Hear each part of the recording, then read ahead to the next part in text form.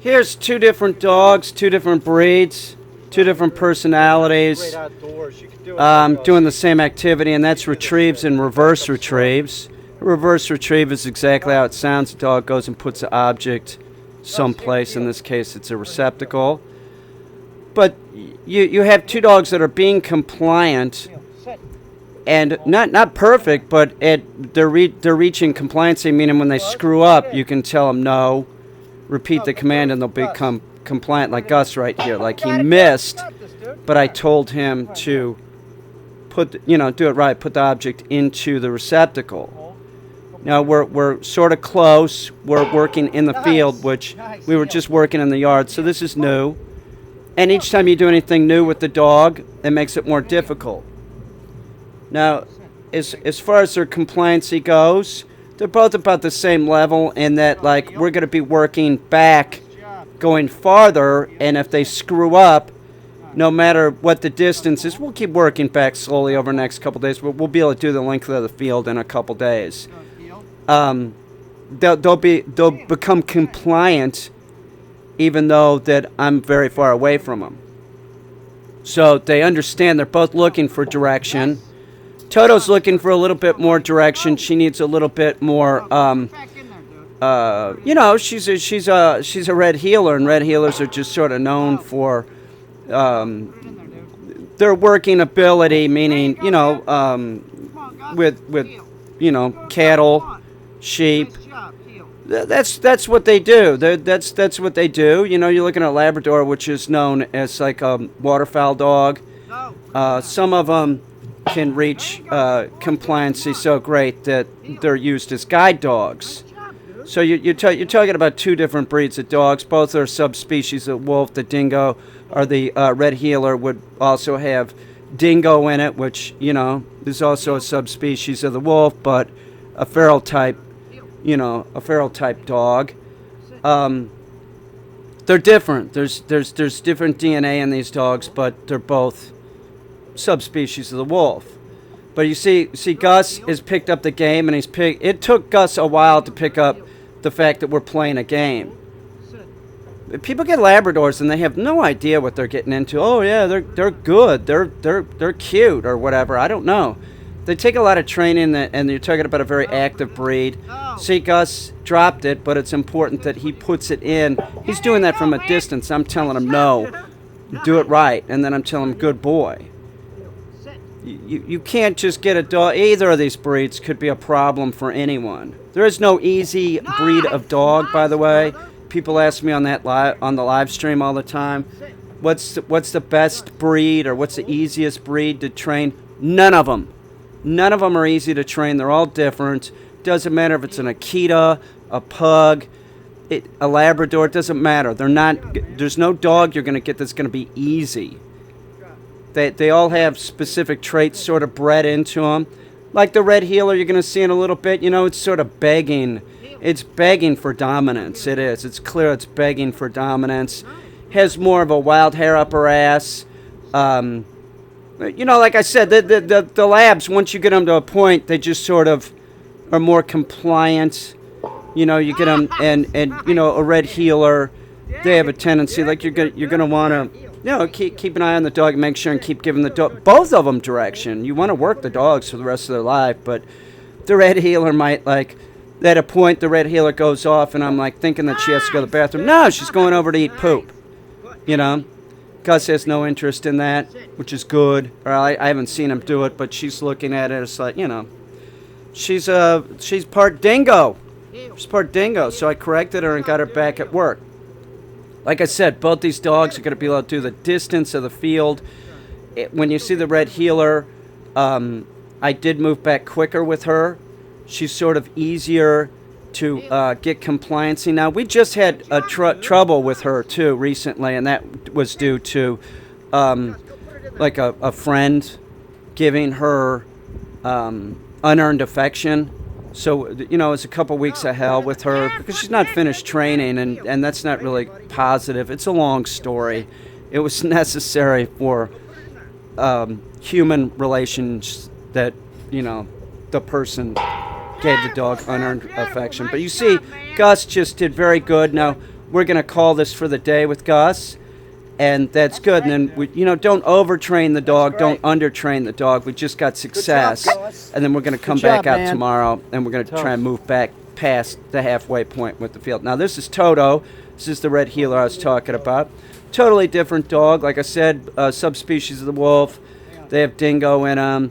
This dog's just begging for direction. She'll screw up almost on purpose, it looks like. Like, she's like, really wants somebody to dominate her. Really wants somebody to give her direction. It's easier on the dog. It's easier on all breeds of dogs if they know that they are not in charge. Imagine you are the CEO of a company. That's a lot of stress. You have less stress working in the mailroom. So that's what I'm saying is the dog has less stress if you make it clear who's in charge. Now you see how fast she's acting. When we start moving back, she does start screwing up. But Toto, it's like us at this point that if she does screw up, she becomes compliant. Now, sometimes she'll pick up the dummy wrong. She'll pick it up by the tennis ball. But I can get her to be compliant. Either bring it and drop it and hold it right, or put it back in the receptacle and tell her, hold it right, and she will. So she's really reaching compliancy. Both dogs are a blast to work with at this point. Each dog, through their training, there's been times where it's frustrating. Just recently with Toto, because Toto's sort of been more smooth sailing. But like I said, like if you give a dog unearned affection, it screws them up. But plan on, working the dog a whole lot, getting the dog back up to speed. It's a young dog. They're easy to... See how she's holding it wrong? Now watch what I do. She comes back and I make her drop it and hold it right. I'm not going to take it out of her hand. She has to drop it. Now pick it up, hold it right. That's what I say. Now will work. You have to teach the dog to play the game by your rules. If they start playing by their rules, they just start screwing up. You have to be extremely specific. Extremely specific. It does not matter what dog it is, what breed it is. You have to pay attention to the details. See how she dropped it, but I could make her become compliant from a distance. This is going to be invaluable when we're start moving back. I mean, we're pretty far back, as it is, but we'll do the length of the field with both these dogs. They'll be able to do reverse retrieves and retrieves from very far away. So this session is one session I knew was going to go like this today because I had been working in the yard. See, she's holding it wrong. Look at what I make her do. I make her put it back, and then I have her hold it right and bring it... No? Oh, she did. I think she did hold it right. Hang on. Yeah, she did. She just held it close to the tennis ball. Now, this is where she sort of screwed up. I thought she had to go to the bathroom. No, you know what she's doing? She's smelling poop, and she goes over and starts trying to eat poop. That's what I'm saying. She's a dingo. She's got a wild hair up her ass.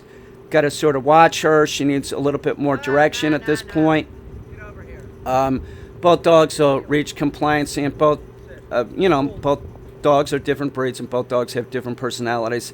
Both dogs, with continued training, in another 6-8 months, you got to be kidding me. You keep training these dogs for 6-8 months, you're talking about some very stylish, compliant dogs, but you have to keep going. If you think your dog's trained, that just because you got it to do a rudimentary sit, you got your head up your ass. You do. You don't know what you're talking about.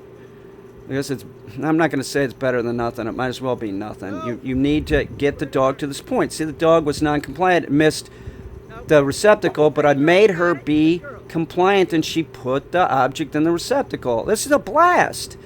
Both these dogs will be easy to cast as far as casting goes because they're both looking for direction. They both look at the human for direction. All dogs want to do this. Wolves will do this too, and if you look at the studies in Austria, you can see that most wolves are very good at this too. You'll find some wolves that aren't as good at it, but generally speaking, any breed of dog can follow direction from a human. You try doing the same thing with a chimp. They don't follow direction. You could tell the chimp that the grape is under the box, pointing to it. They don't understand what you're talking about. The canine is completely different. If you are looking for studies about dogs, I recommend looking at the studies done in Austria with the wolves. I think that is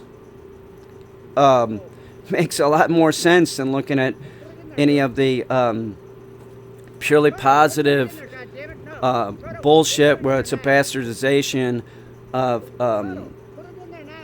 operant conditioning. Operant conditioning is both about both the positive and the negative and the alleviation of both. It is not about just the positive.